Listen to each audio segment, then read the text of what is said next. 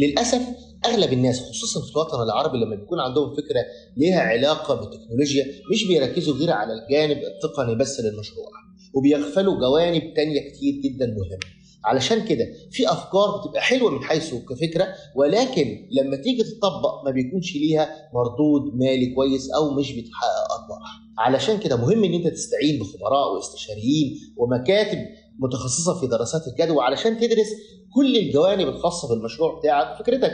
الجانب التقني جزء مهم واكيد في الدراسه، لكن في جوانب تانية ليها علاقه بالدراسه السوقيه للمشروع، الدراسه الفنيه للمشروع، الدراسه الماليه للمشروع، والبيئيه والقانونيه وغيرها.